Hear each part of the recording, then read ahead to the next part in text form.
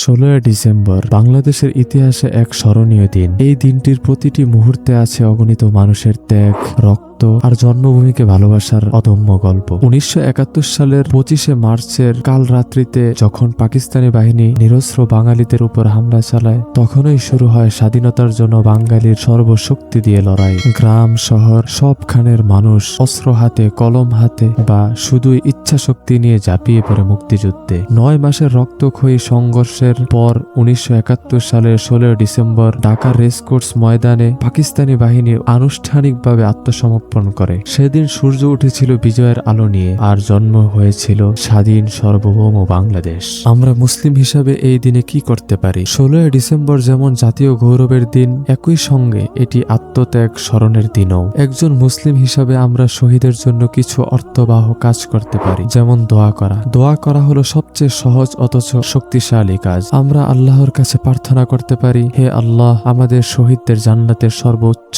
প্রতিদান দিন।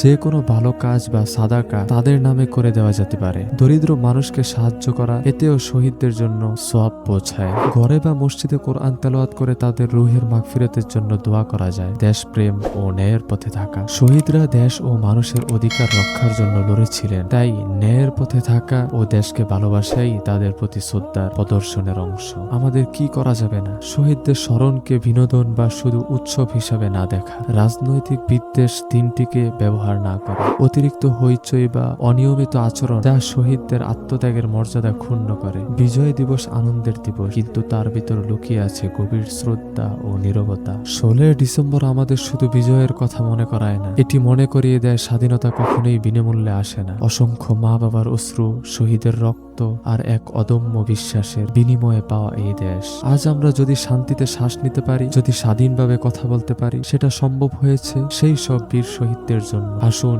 এই দিনে আমরা তাদেরকে স্মরণ করি, দোয়া করি আর প্রতিজ্ঞা করি, আমাদের দেশ, আমাদের মূল্যবোধ এবং আমাদের স্বাধীনতাকে আমরা সবসময় রক্ষা করব। বাংলাদেশ চিরজীবী হোক। বিজয় দিবসের শুভেচ্ছা।